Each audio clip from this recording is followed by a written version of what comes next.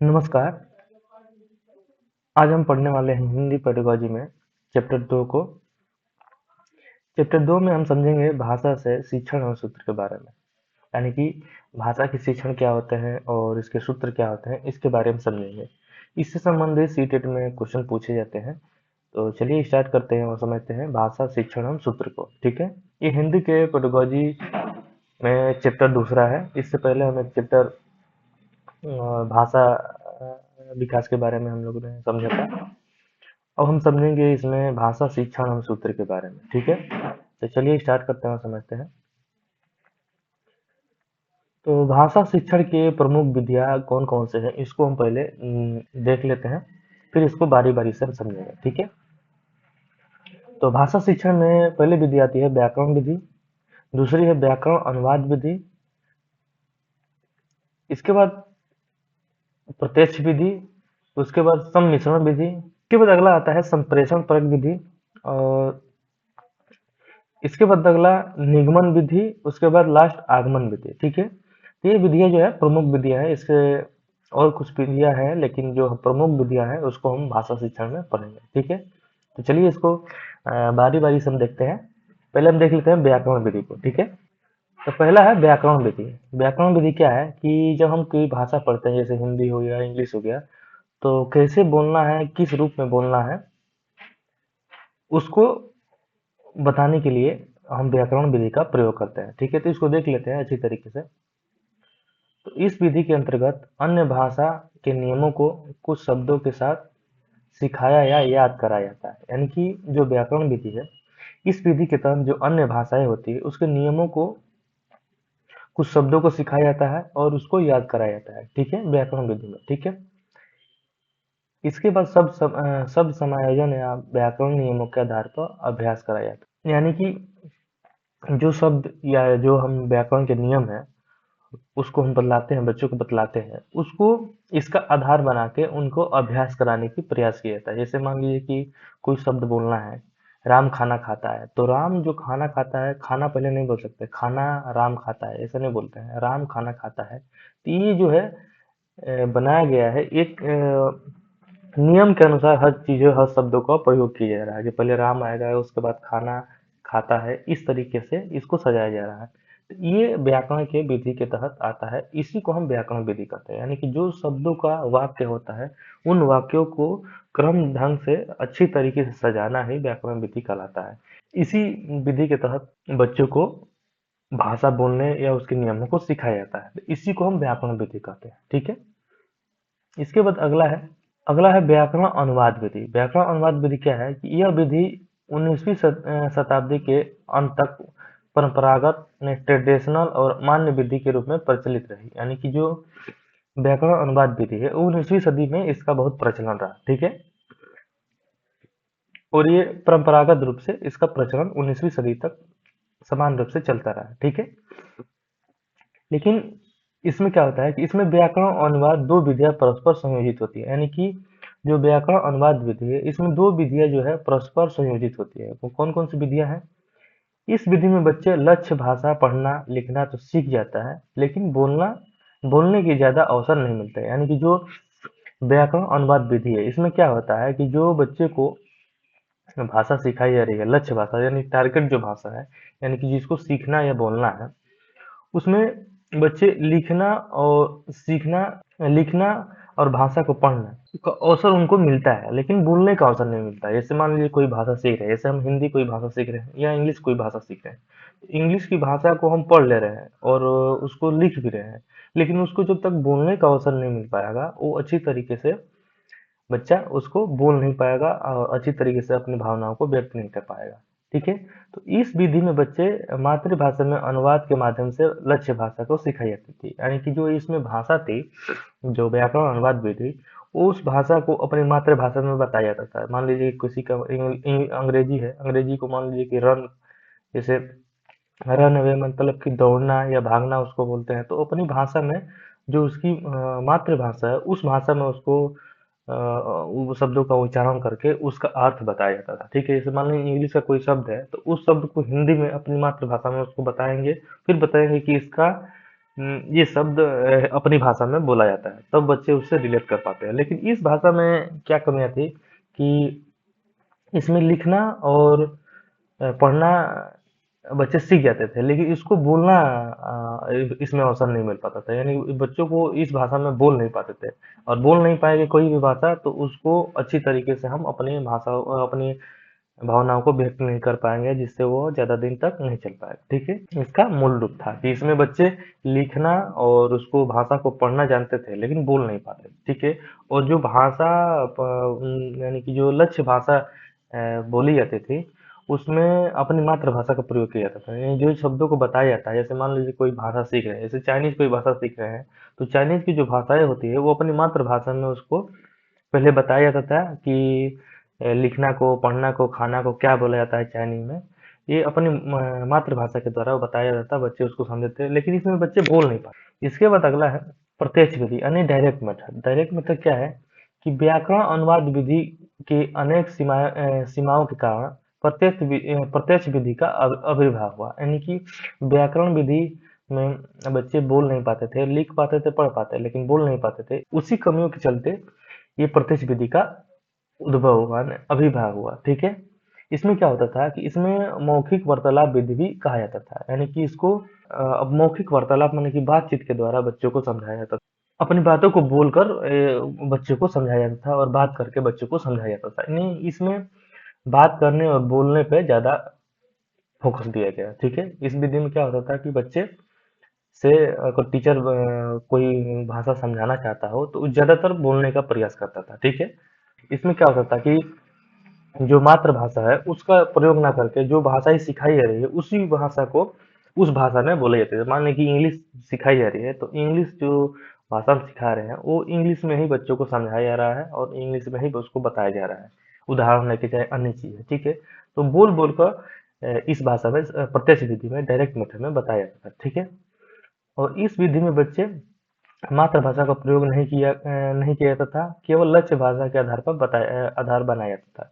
यानी कि जो प्रत्यक्ष विधि है इसमें उसकी मातृभाषा का प्रयोग नहीं किया जाता, मातृभाषा का प्रयोग नहीं किया जाता, और जो भाषा है उसको सिखाई जा रही है, जो भाषा उसको लक्ष्य भाषा है, यानी टारगेट भाषा है, टारगेट लैंग्वेज है, उसी में उसको बात करके उन चीजों का अर्थ और उसका उदाहरण दिया जाता था। ठीक है, तो ये प्रत्यक्ष विधि में क्या होता था कि इसमें मातृभाषा का प्रयोग नहीं किया जाता था, और जो भी भाषा या टारगेट लैंग्वेज सिखाया जा रहा है उन्हीं लैंग्वेजों को उसी शब्दों में सिखाया जाता है। मान लीजिए कि जैसे इंग्लिश है, कोई इंग्लिश भाषा सिखा रहे हैं किसी बच्चे को, तो इंग्लिश में ही उस चीजों को बताया जाता था और उसका उदाहरण दिया जाता था। मातृभाषा का प्रयोग नहीं किया जाता था, और इसमें बोल बोल कर चीजों को समझाया जाता था, किसी भाषा को बताया जाता था। यानी बोलने पर ज्यादा फोकस किया जाता था, इसीलिए इसको मौखिक वार्तालाप विधि कहा जाता है। ठीक है, ये प्रत्यक्ष विधि है। ठीक है, इसके बाद अगला है सम्मिश्रण विधि। सम्मिश्रण विधि क्या है कि इस विधि के अंतर्गत भाषा शिक्षण की प्रक्रिया को व्यवहारिक पक्षों को पक्षों का सम्मिश्रण है। ठीक है ना, यानी यह जो भाषा है ये व्यवहारिक पक्षों का मिश्रण है सम्मिश्रण विधि में। इस सम्मिश्रण विधि में शिक्षक क्या होता है कि भाषा को शिक्षण के विभिन्न उद्देश्यों के अनुरूप और शिक्षण प्रक्रिया के विभिन्न चरणों पर भी किसी भी विधि का चयन कर सकता था। यानी कि सम्मिश्रण क्या है कि ये जो प्रत्यक्ष विधि है, व्याकरण अनुवाद विधि है या व्याकरण विधि है, इनमें से वो किसी को उद्देश्य विभिन्न जो शिक्षण विधियां हैं इनमें से कोई चूज करके बच्चों को पढ़ाता था। माने हर चीजों को जोड़कर पढ़ाता था। सम्मिश्रण विधि में मतलब कि जो भी विधियां हैं उस विधियों को एक जगह इकट्ठा करके उन चीजों को बतलाना सम्मिश्रण विधि कहलाता है। ठीक है, इसके बाद अगला है संप्रेषण परक विधि यानी कम्युनिकेटिव मेथड। इसमें क्या होता है देख लेते हैं। तो प्रत्यक्ष विधि की प्रक्रिया को और शुद्ध बनाते हुए संप्रेषण परक विधि का विकास हुआ। यानी कि जो प्रत्यक्ष विधि यानी डायरेक्ट मेथड है उस विधि को और शुद्ध बनाने के लिए संप्रेषण परक विधि का विकास हुआ। ठीक है, इसमें क्या होता था कि भाषा प्रयोग सीखने में ही भाषा की संरचना सीखना है। यानी कि भाषा प्रयोग सीखने में ही भाषा की संरचना सीखना है। यानी कि जो भाषा हम प्रयोग कर रहे हैं उसी में भाषा की जो संरचना है उसी को बतलाना है। ठीक है, यह स्वाभाविक रूप से भाषा के प्रयोग पर बल देती है। संप्रेषण के माध्यम से भाषा सीखी जाती है। यानी कि जो संप्रेषण परक विधि है यानी कम्युनिकेटिव मेथड है, ये क्या होता था कि जो भाषा बोली जा रही है उसी भाषा में भाषा की संरचना को सीखना होता था। और ये भाषा जो है बोल बोलकर यानी कि बच्चों से कम्युनिकेट करके उन लोगों से बात करके इस भाषा भाषा को सीखा जाता था या सिखाया जाता था। ठीक है, यानी कि स्वाभाविक रूप में जैसे मान लीजिए कि बच्चे को आपसी कोई बात करना हो, उस आपसी बात को संप्रेषण परक विधि द्वारा बात करते थे और उन चीजों को सीखते थे। ठीक है, यानी कि जो व्यवहारिक भाषा व्यवहारिक रूप में जो हम भाषा का उपयोग करते हैं वो उस भाषा को संप्रेषण परक विधि द्वारा सीखा जाता था। हर चीज में बच्चे से कम्युनिकेट करके उन भाषा को सिखाया या उसकी भाषा की संरचना को बताया जाता था। ठीक है, अब हम समझ लेते हैं आगमन विधि को। यानी कि आगमन विधि क्या होता है, इंडक्टिव मैट्रिक्स क्या होता है, इसको समझ लेते हैं। ठीक है, तो इसमें क्या होता है कि कोई भी चीज हम बतलाते हैं, कोई भी चीज समझाते हैं तो पहले हम उसका उदाहरण देते हैं, फिर नियमों को बतलाते हैं। जैसे मान लीजिए कि कोई बॉल है, वो बॉल को ऊपर फेंकते हैं फिर नीचे गिर जाता है, तो ये उसको उदाहरण दे दिए। लेकिन जब इसको समझाना होगा, नियम की तरफ जाना होगा कि बॉल नीचे क्यों गिरती है, तो इसको हम समझाएंगे कि बच्चों को बतलाएंगे कि पृथ्वी अपने गुरुत्वाकर्षण बल से गेंद को नीचे खींचती है, जिसकी वजह से पृथ्वी पर गेंद गिर जाता है। ठीक है, तो ये उदाहरण से नियम की ओर रहा। इसके बाद विशिष्ट से समान को है। इसके बाद अगला आता है ज्ञात से अज्ञात। उदाहरण के रूप में ज्ञात से अज्ञात की ओर देना होगा, तो इसे मान लीजिए कि पेन है, तो पेन ज्ञात के रूप में है। ठीक है, और कैसे बना है, इसके बनने के पीछे कारण क्या है, ये अज्ञात का एक उदाहरण हुआ। ठीक है, तो ज्ञात से जो अज्ञात का कंसेप्ट है, पहले हम ज्ञात की चीजों को बतलाते हैं, उसके बाद अज्ञात की ओर जाते हैं। यानी कि पहले हम उसके रूप को प्रस्तुत करते हैं, उसके बाद उसकी व्याख्या करते हैं। ठीक है, आगमन विधि में। ठीक है, जैसे उदाहरण के रूप में पहले हम संज्ञा का उदाहरण देते हैं, फिर बाद में परिभाषा बतलाते हैं। ठीक है, तो ये आगमन विधि। आगमन का मतलब सीधे आप समझ जाए आ से उदाहरण की तरफ। ठीक है, आगमन विधि यानी कि अ से आप उदाहरण समझेंगे कि उदाहरण से लेके यानी कि जो चीज बड़ी है पहले बड़ी चीजों को दिखाएंगे, उसके बाद इसके विस्तार को समझेंगे। ठीक है, तो ये आगमन विधि कहलाता है। ठीक है, इसके बाद अगला हम देखते हैं, अगला क्या है। इसके बाद अगला है नियमन विधि। नियमन विधि क्या है इसमें, इसको हम देख लेते हैं। नियमन यानी कि नियम से उदाहरण की ओर। नियम से उदाहरण का मतलब कि पहले हम नियमों को बतलाएंगे। जैसे मान लीजिए कि पहले हिंदी में हम संज्ञा को बतला दिए, लेकिन पहले हम संज्ञा की परिभाषा को बतलाएंगे, उसके बाद उसका उदाहरण देंगे। जैसे मान लीजिए कि किसी वस्तु स्थान के नाम को हम संज्ञा कहते हैं। पहले हमने संज्ञा का नियम बतलाया, उसके बाद इसका उदाहरण देंगे। जैसे राम श्याम ये सब संज्ञा के उदाहरण हुए, तो पहले हम नियम को बतलाएंगे, उसके बाद उसके उदाहरण को बतलाएंगे। ठीक है, इसके बाद समान से विशिष्ट को। नहीं, समान से मतलब कि पहले चीजें, जैसे मान लीजिए कि पेन कैसे बनी, इसके बनने के पीछे का कारण क्या है, इन चीजों को बतलाएंगे। उसके बाद इसके विशिष्ट की ओर जाएंगे। ठीक है, यानी कि समान चीजें मतलब कि पेन कैसी थी कैसी नहीं थी, इन चीजों को बतलाएंगे। और उसकी जब गहराई को जाएंगे, जैसे मान लीजिए कि कैसे बनी है, क्या क्या चीजें लगी हैं, उसको हम विशिष्ट कहते हैं, तो उसकी विशिष्टता की ओर जाएंगे। ठीक है, जैसे पहले परिभाषा को बतलाना और फिर उसके उदाहरण के प्रश्न को हल कराना। ठीक है, इसमें अगला है शिक्षण क्या आता है। शिक्षण समझ लेते हैं। तो शिक्षण वो चीजें होती हैं जो व्यक्ति किसी बारे में अधिक जानकार होता है और दूसरे को अपनी जानकारी को, जो कम जानकार होता है उसको बतलाता है या समझाता है, उसी को हम शिक्षण कहते हैं। ठीक है, इस शिक्षण में त्रिआयामी है। त्रिआयामी मतलब कि इसमें अध्यापक, छात्र और विषय वस्तु का होना अनिवार्य है। यानी कि इन तीन तीन चीजें जो होती हैं, ये तीन चीजें त्रिआयामी में बताया गया है। यानी कि जॉन डेवी ने इसको बतलाया कि इसमें त्रिआयामी में अध्यापक, छात्र और विषय वस्तु तीनों चीजें होती है। ठीक है, तो ये शिक्षण में त्रिआयामी रहा, शिक्षण को समझ गए। और त्रिआयामी जॉन डीवी ने दिया था। ठीक है, जिसमें अध्यापक, छात्र, विषय वस्तु होते हैं। ठीक है, इन इसके बाद अगला है शिक्षण सूत्र, टीचिंग मैक्सिमस। ठीक है, शिक्षण सूत्र। ठीक है, इसमें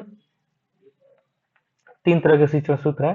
पहला है ज्ञात से अज्ञात को, दूसरा मूर्त से अमूर्त को, और तीसरा है सरल से जटिल को। ठीक है, इसको हम बारी बारी से समझ लेते हैं शिक्षण सूत्र में। अब हम देख लेते हैं ज्ञात से अज्ञात को। ज्ञात से अज्ञात को मान लीजिए कि कोई बच्चे को हमको ज्ञात से अज्ञात की ओर उदाहरण देना होगा, तो पहले बच्चे को हम एक पत्ता दिखलाएंगे, बतलाएंगे कि ये पत्ता हरा है, ठीक है। और इसके हरा होने के पीछे का कारण जब हम बतलाएंगे तब उसको अज्ञात कहेंगे। जैसे मान लीजिए कि हरा होने के पीछे का कारण इसका पर्ण हरित है, ये क्लोरोफिल करता है, अपना भोजन बनाता है। तो इस तरीके से हम पहले बच्चे को ज्ञात से अज्ञात की ओर ले जाते हैं, ठीक है। मूर्त से अमूर्त की ओर। मूर्त का मतलब है कि बच्चे को पहले हम वस्तु को दिखलाएंगे, फिर उसके बारे में जो नहीं है उसको बतलाएंगे। जैसे मान लें कि मूर्त में दिखा दें कि बच्चे को कोई पेड़ हरा होता है, पेड़ अपना भोजन बनाता है, लेकिन भोजन बनाने की जो प्रक्रिया होती है वो अमूर्त है। मतलब कि हम उसको देख नहीं सकते हैं, मतलब देख सकते हैं लेकिन उसको हम पहले सोच सकते हैं अमूर्त रूप से, ठीक है।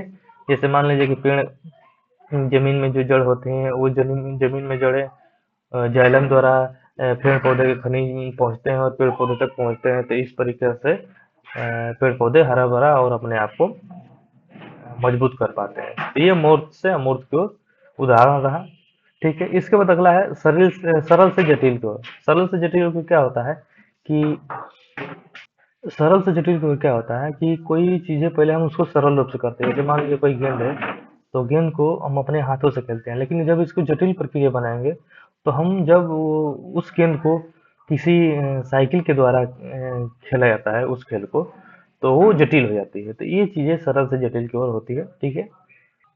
आज की वीडियो में हम लोगों ने भाषा शिक्षण और सूत्र को पढ़ा, ठीक है। इसमें समझा कि भाषा से संबंधित कौन कौन से शिक्षण है और सूत्र कौन कौन से हैं, ठीक है। और इससे संबंधित क्वेश्चन पूछे जाते हैं क्वेश्चन सीटेट में। तो मिलेंगे नेक्स्ट वीडियो में, तब तक के लिए धन्यवाद, नमस्कार।